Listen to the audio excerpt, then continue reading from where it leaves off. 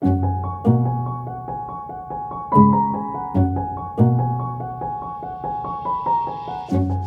to the United States Capitol. 2022 marks the 200th birthday of Frederick Law Olmsted, who was commissioned by Congress in 1873 to design the Capitol grounds. My name is Maureen O'Connor and I'm an education specialist at the U.S. Capitol Visitor Center, and I'm so excited to be joined by one of our excellent staff members from the Capitol grounds and Arboretum. Thank you so much for joining us today. Hi, thanks for having me, Maureen. I am Emily Miller. I'm with the Capitol Grounds and Arboretum here, and my station and responsibilities is dealing solely with plant health care and pest management. Awesome. We're so happy to have you here and your expertise. Do you mind starting us off just telling us a little bit about where we are on the grounds and what we'll be talking about today? Yes, great question. So I think a lot of people don't realize that when we're talking about the Capitol Grounds and Arboretum, that we have over 5,000 species, getting us to a level 3 Arboretum status. And here where we are located is on the Senate side, on upper park section.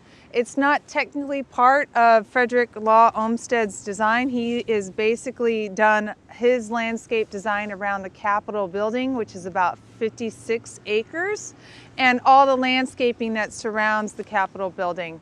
Wonderful. Yeah, you guys have a lot of space to take care of. So, the space that folks might come up the hill to see the Capitol, that's part of Olmsted's design is what you're saying. But where we are is part of an expansion that happens like 1910 to 1935 kind of thing, right? Exactly. Yeah. Exactly. And then these cherry blossoms that we're looking at are obviously a visitor favorite. People, when they come to DC, love them. So were the cherry blossoms themselves, were they part of Olmsted's design when he was coming up with what the grounds would look like? Or how did these come into the picture? If you think back to the late 1800s, we were sitting amongst swampland. I mean, it was just nothing really there established. And so what was documented and what Olmsted really wanted to focus on was what are the plantings and the species that are already here. And cherry is one of them, Prunus species that was listed as naturalized or established. And a thing to know, the number of plantings were not known in his original list. But what is important is that we have about 291 plants of just cherry trees on the Capitol Square. Wonderful. So when we're looking at these cherry blossom trees on the grounds, and from your perspective as well as a member of the Capitol Grounds staff, what role do these cherry blossom trees play on the grounds? Both maybe in terms of design and also like thinking about our pollinators and other insects in the area too. Very good question. So Maureen, I think when we think about the Capitol Square specifically, Olmsted's plan and design was all about making sure to highlight the building itself, not having as many flowering plants or anything that was showy or attractant that would deter our attention from the building itself.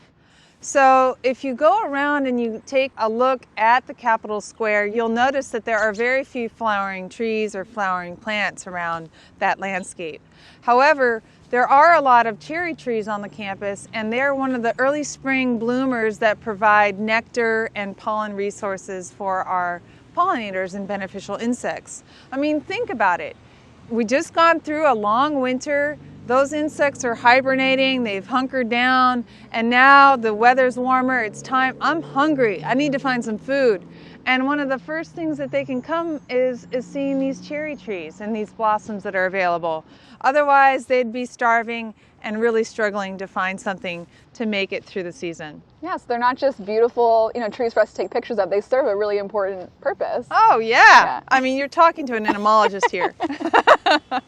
So obviously these trees are really beautiful, they're great to look at, but I'm sure that you face challenges in your day-to-day care of the grounds in general, but are there something that you could share with our viewers?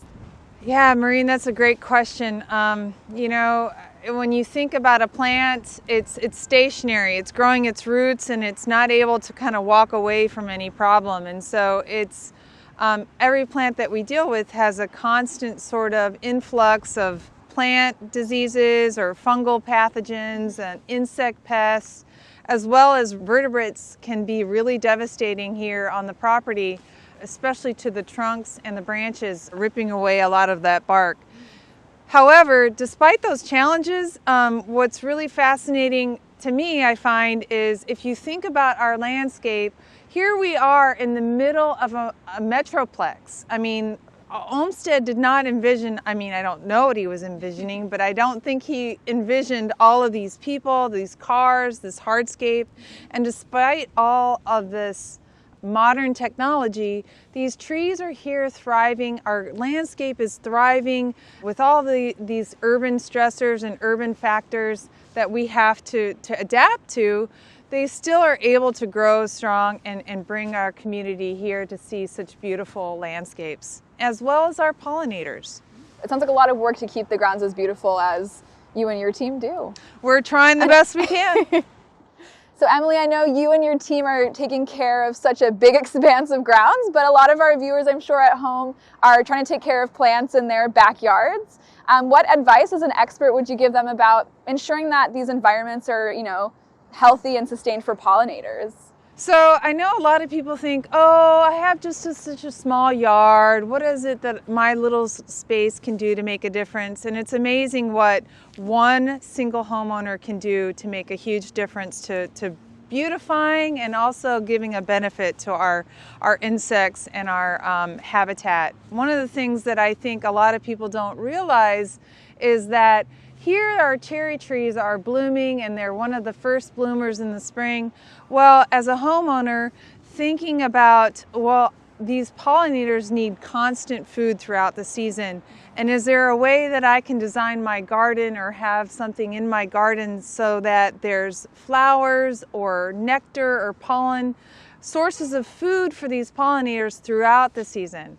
Whether it's spring, summer, fall, and just having that sort of diverse palette so that our pollinators will not only have something to eat, but they can also go to your neighbor and find something. And then they'll be here and they'll be maintained in your local community versus having to sort of recruit them from afar.